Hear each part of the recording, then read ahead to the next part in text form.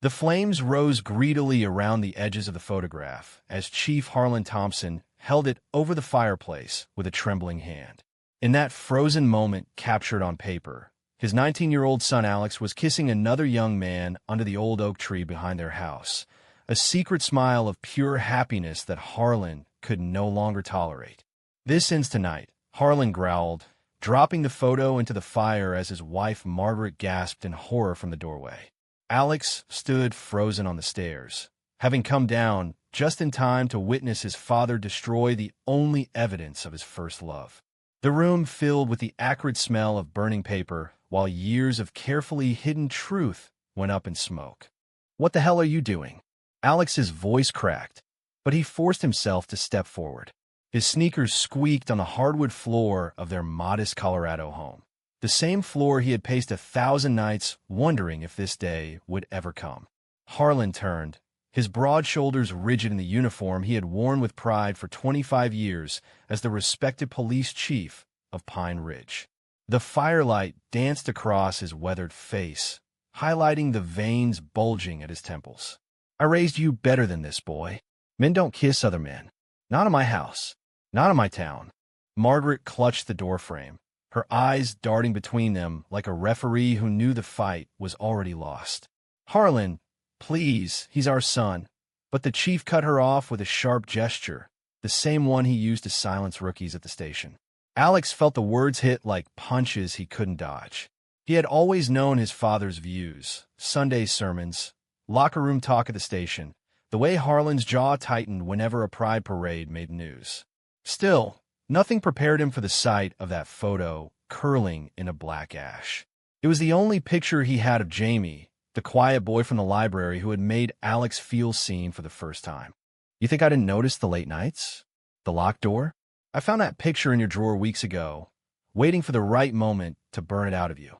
Harlan's voice dropped to a dangerous calm. "Pack your things. Tonight, I won't have a faggot under my roof disgracing the Thompson name." Alex's chest tightened until breathing hurt. He wanted to scream, to cry, to throw something back at the man who had taught him to throw a baseball and salute the flag. Instead, he swallowed the lump in his throat and met his father's eyes. "You just burned the last piece of proof that I was ever happy here." He turned and climbed the stairs 2 at a time, heart hammering. In his room, he grabbed a duffel bag and stuffed clothes, his laptop, the small silver cross his mother had given him for confirmation. Ironic now. Margaret slipped in behind him, pressing a roll of cash into his palm. "I love you, baby. Call when you're safe." Her voice broke, but Alex couldn't comfort her. Not yet. By midnight, he was on the Greyhound to Chicago, the Rocky Mountains fading behind him like a bad dream.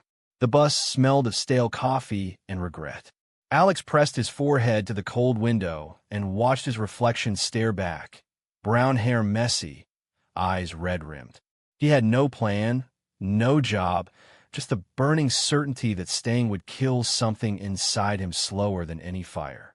Hours later, as dawn broke over the plains, he whispered to the empty seat beside him, "I'm gay, Dad, and I'm not sorry."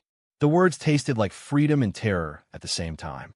Chicago's skyline eventually rose on the horizon, steel and glass, promising anonymity and maybe, just maybe, a life he could claim as his own. But the image of his father's face, twisted in disgust, lingered like smoke in his lungs.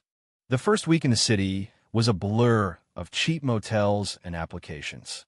Alex took a job washing dishes at a diner near the train station, his hands raw from hot water while his mind replayed the confrontation on an endless loop. At night, he lay on a lumpy mattress and wondered if his father had already told the whole town, if the neighbors now crossed the street when they saw Margaret at the grocery store. The shame was heavy, but beneath it flickered something new. Anger, yes, but also a stubborn spark of pride. He was done hiding.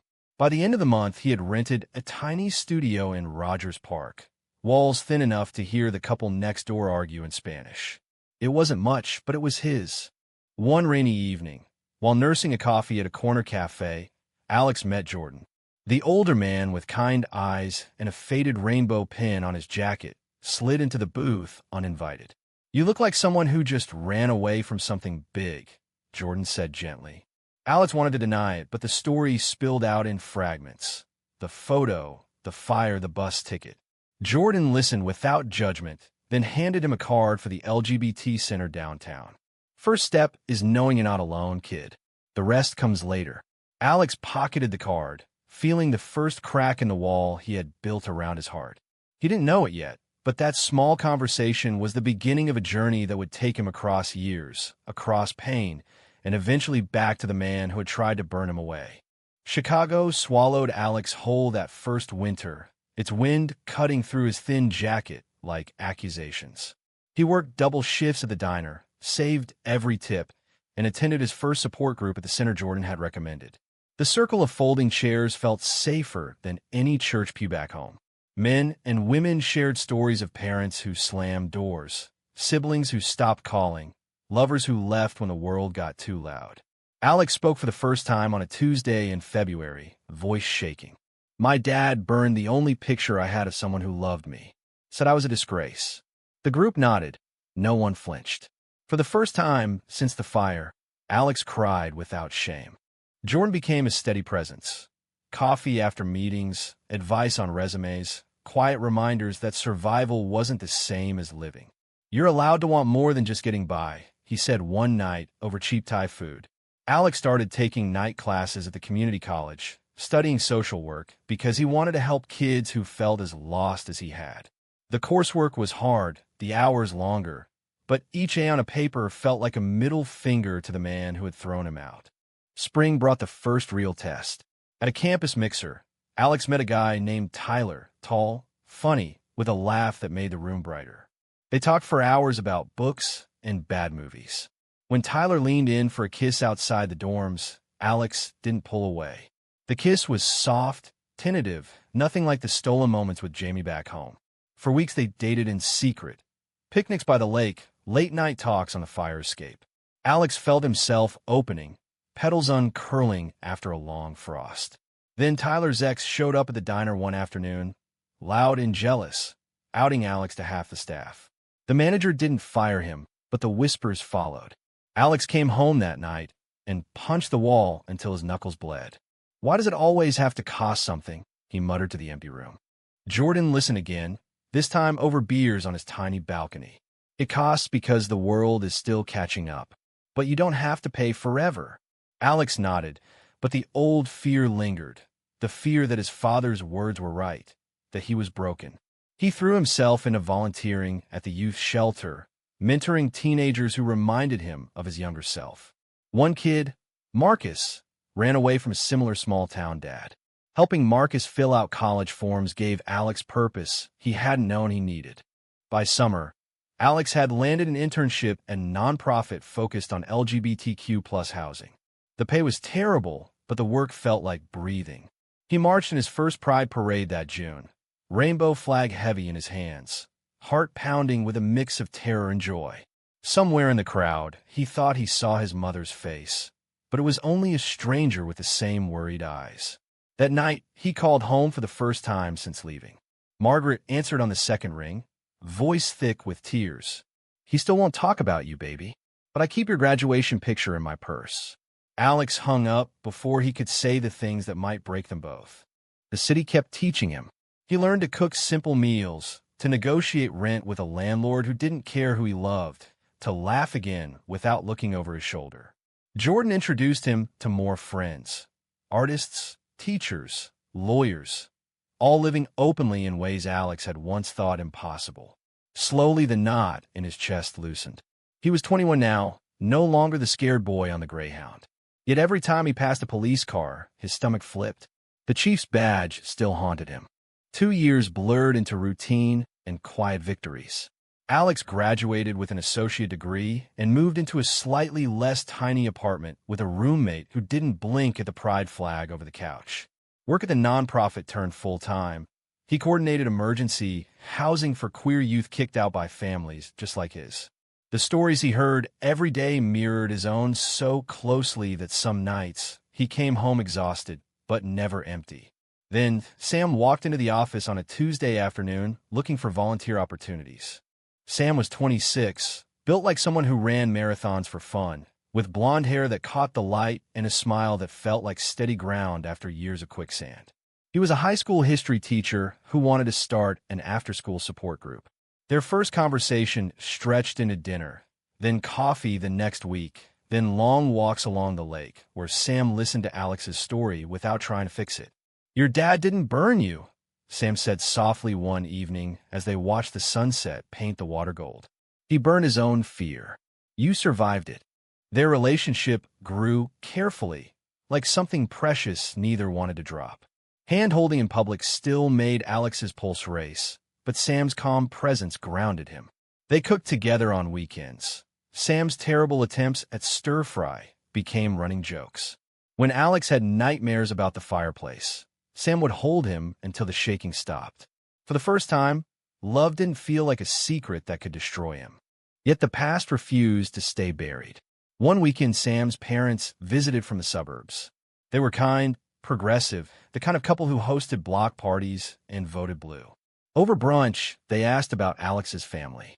He gave the sanitized version, estranged, small-town, police chief dad. Sam's mother reached across the table. "You're welcome here anytime, honey. Family is what you make it." The words lodged in Alex's throat. That night he told Sam about the photo, the fire, the bus ticket. Sam listened, then pulled him close. "You don't have to carry it alone anymore." Work brought new challenges too. A local politician pushed legislation that would cut funding for youth shelters. Alex organized community meetings, wrote op-eds, stood at podiums with his voice steadier than he felt. Sam stood in the back, wrote every time, nodding encouragement. When the bill failed, the victory tasted sweet, but Alex couldn't help wondering if his father had seen the news, if the chief of Pine Ridge had any idea what his disowned son was doing. A misunderstanding threatened to crack their new life. Jordan, protective as ever, warned Alex that Sam seemed too perfect. Old insecurities flared. Alex accused Sam of pitying him. The fight was ugly, doors slamming, words sharper than intended. Sam left for the night, leaving Alex alone with the echo of his father's voice calling him broken. By morning, Sam was back with coffee and an apology. "I'm not going anywhere," he said. They talked for hours, peeling back layers neither had fully shown before. Alex realized running was still his first instinct. Sam taught him staying was stronger. That fall they moved in together. Nothing fancy, just a one-bedroom with a view of the elevated train. Alex hung a new photograph on the wall. The two of them at pride, arms around each other, laughing. No one was burning this one. Life settled into a rhythm Alex had never dared dream of. Morning coffee with Sam, evenings grading papers together at the kitchen table, weekends volunteering at the shelter. Marcus, the kid Alex had mentored, got accepted to college on a scholarship they had fought for together. The success should have felt complete. Instead, a new restlessness grew. Alex started having dreams where his father appeared at the shelter door, uniform crisp, demanding to know why Alex had turned out this way. He woke sweating, Sam's hand steady on his back. Then came the betrayal that nearly undid everything. A new volunteer at the nonprofit, friendly, competent, turned out to be feeding information to a conservative blogger. Private stories from support groups appeared online, twisted into sensational headlines. The shelter faced protests. Alex's name was mentioned as the activist son of a police chief. The exposure hit like a slap. Clients pulled back. Donors hesitated. Sam suggested they lay low. Alex refused. "I spent years hiding. I'm not doing it again." The fight with Sam was different this time. Deeper. "You're still trying to prove something to a man who threw you away," Sam said quietly. Alex stormed out and walked the lake path until dawn, anger and shame twisting inside him. Jordan found him there, handed him a coat, and listened without judgment. "Growth isn't linear, kid. Sometimes you backslide to remember how far you've come." Alex returned home, ready to apologize, but Sam was already packing a bag for a work conference. The silence between them stretched. Alone, Alex opened his laptop and typed a letter he never intended to send. "Dear Dad, you burned more than a photo that night. You burned the version of me that trusted you. I'm still here, still gay, still fighting for kids you would have turned away." He saved it in a folder labeled Never. The scandal eventually passed. The blogger was exposed as biased. Donations actually increased from sympathetic supporters. But the experience left scars. Alex threw himself into a new project, a mentorship program pairing LGBTQ plus youth with professionals. Sam returned from the conference with flowers and a quiet promise to stand beside him, not in front. Their relationship grew stronger for the fracture, like bone knitting back together. Christmas that year was quiet, just the two of them and Jordan for dinner. Alex allowed himself to feel grateful. He had built a chosen family, a career that mattered, a love that felt solid. Yet the letter in his laptop haunted him.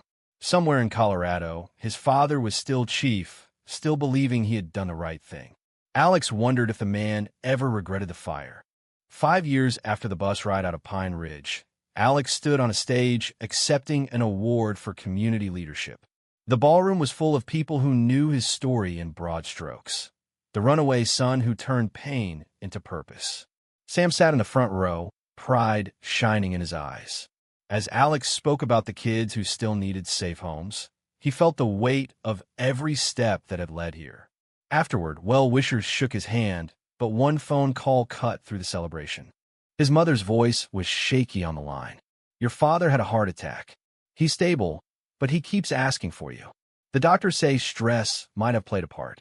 The town paper ran a story about your award." He saw it. Alex's knees nearly buckled. Sam drove him to the airport that same night. On the plane, Alex stared at the clouds and rehearsed 1,000 versions of what he might say. None felt right. Pine Ridge looked smaller than he remembered. Main Street frozen in time. The same diner where he once bussed tables now sporting a fresh coat of paint. The hospital smelled of antiseptic and old regrets. Margaret met him in the hallway, hugging him so tightly he could barely breathe. "He doesn't know you're coming." I didn't want to get his hopes up.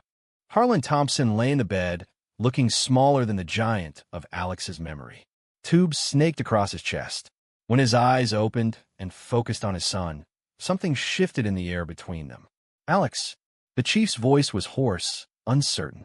Alex stood at the foot of the bed, fists clenched at his sides. "Yeah, it's me." The conversation that followed was halting, painful. Harlan admitted seeing the award story. "Didn't know you were doing all that. Helping kids." Alex waited for the old slurs, but none came.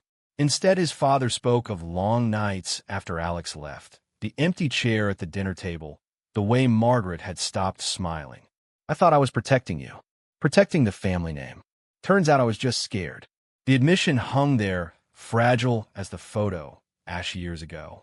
Alex didn't forgive him, not yet. He told his father about Chicago, about Sam, about the life he had built despite everything. Harlan listened, eyes wet. When Alex left the room that night, his chest felt lighter, but not healed. Back at his mother's house, he sat on the porch where he had once played catch with his dad. Sam called from Chicago. "You don't owe him anything," he said gently, "but you owe yourself peace." The next days blurred with hospital visits and quiet talks. Harlan asked questions about Alex's work, about Sam. The chief even met Sam when he flew in, the handshake awkward but real. Old wounds didn't vanish, but new understanding began to grow in their place. Alex realized his journey had never been just about escaping his father. It had been about becoming the man he was always meant to be. The discharge day arrived with crisp Colorado air and the promise of spring. Harlan walked slowly to the car, leaning on a cane, but standing taller than he had in the hospital. Alex and Sam helped load the bags. At the house, Margaret set out coffee and the lemon bars Alex used to love. The four of them sat around the kitchen table like a family that had been paused and restarted. Harlan cleared his throat. "I can't undo the fire," were the words. "But I'm sorry, son. I was wrong." Alex looked at the man who had once terrified him and saw only a father trying, late but trying. "I spent years hating you," Alex said quietly. "Then years trying not to think about you. Now I just want to move forward." They didn't hug. That would come later, maybe. But the silence that followed wasn't empty. It was full of possibility. Back in Chicago, life resumed with a new texture. Alex kept the mentorship program running, now with funding that had doubled after the local news picked up the reconciliation angle. Sam proposed on a quiet evening walk by the lake. Rings simple and perfect. Alex said yes without hesitation. They planned a small wedding with Jordan as best man and Marcus flying in from college. Harlan and Margaret sent a card, handwritten, no pressure. 1 year later, at the ceremony in a sunlit park, Alex glanced at his father, standing quietly in the back row. Their eyes met. Harlan gave a small nod, the closest thing to pride Alex had ever seen from him. The moment wasn't cinematic or complete, but it was real. Alex had learned that growth didn't require perfect endings, just honest ones.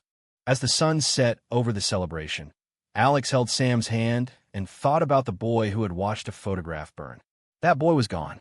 In his place stood a man who had fought for his truth, built a life worth living, and discovered that forgiveness wasn't weakness, it was freedom. True or false? A parent's rejection of their gay child can ever be completely forgiven?